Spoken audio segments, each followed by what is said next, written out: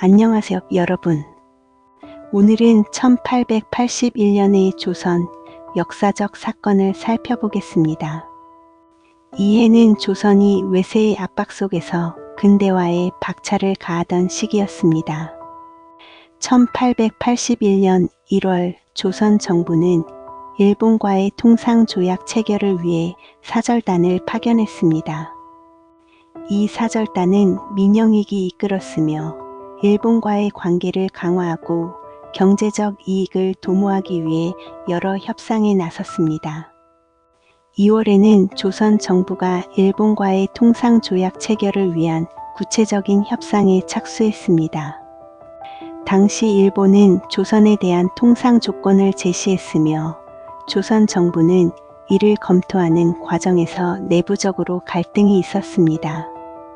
김홍집과 같은 인물들은 일본과의 관계 개선의 필요성을 주장하였지만 여전히 보수적인 관료들은 반대의 입장을 고수했습니다. 3월에는 일본과의 통상조약이 체결되었습니다. 이 조약은 조선의 무역 환경을 변화시키는 중요한 계기가 되었으며 일본은 이를 통해 조선에 대한 영향력을 더욱 강화할 수 있었습니다. 이로 인해 일본의 상인들은 조선에서 경제적 활동을 더욱 활발히 하게 되었습니다. 4월에는 조선 정부가 최초의 근대적 교육기관 한성사범학교를 설립했습니다. 이 교육기관은 서양의 문물을 받아들이고 인재를 양성하기 위한 첫걸음이었습니다. 육일중과 같은 개화파 인물들은 이러한 교육 제도의 필요성을 강조하였습니다.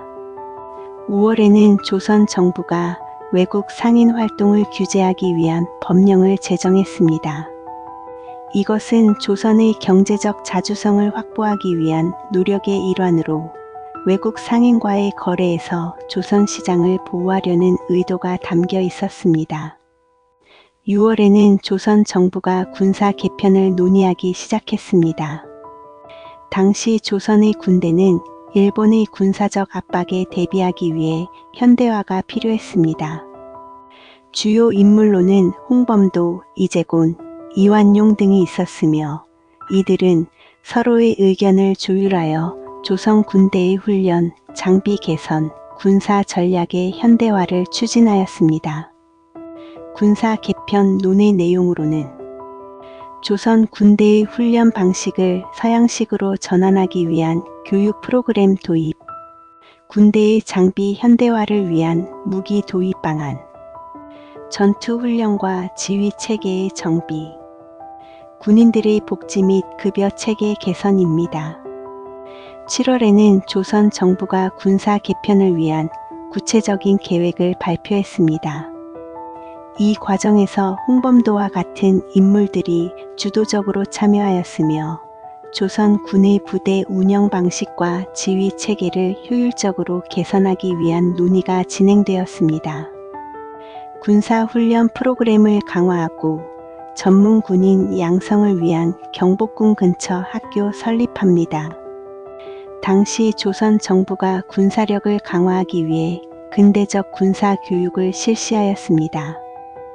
군사학교는 서양식 군사 교육을 통해 전문 군인을 양성하고 조선 군대의 현대화를 목표로 하였으며 일본군과의 비교를 통해 조선 군의 전략적 장단점을 분석하여 병력의 현대적 관리 방식 도입했습니다.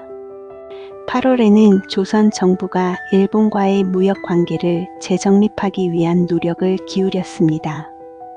외교관들은 일본과의 관계 개선을 위해 여러 방안을 검토하며 조선의 이익을 최대한 보장하려 했습니다. 9월에는 조선 정부가 교육제도를 개혁하기 위한 정책을 발표하였습니다. 이는 새로운 인재를 양성하기 위한 첫걸음으로 교육제도의 현대화가 필수적이라는 인식이 확산되었습니다. 10월에는 조선 정부가 외교 정책을 재검토하였습니다. 외교관들은 일본의 압박을 피하기 위해 다양한 외교 전략을 논의했습니다. 조선 정부는 더욱 독립적인 외교를 위해 다양한 방안을 모색하였습니다. 11월에는 조선 정부가 외국 상인의 활동을 규제하기 위한 법령을 제정하였습니다. 이는 조선 시장에서 외국 상인의 과도한 영향력을 차단하고 조선의 자주성을 높이기 위한 목적이었습니다. 마지막으로 12월에는 조선 정부가 외교 정책 강화 방안을 발표하였습니다. 이는 일본과의 관계에서 자주성을 확보하기 위한 전략으로 조선의 외교관들은 더욱 독립적인 외교를 위해 협력하였습니다. 1881년은 조선이 외교 관계를 재정립하고 근대화를 위한 여러 정책을 추진한 해였습니다. 이러한 노력들은 조선의 미래를 위한 중요한 발판이 되었습니다. 다음 영상에서는 1882년의 사건들을 살펴보겠습니다. 구독과 좋아요 감사합니다. 다음 영상에서 또 만나요.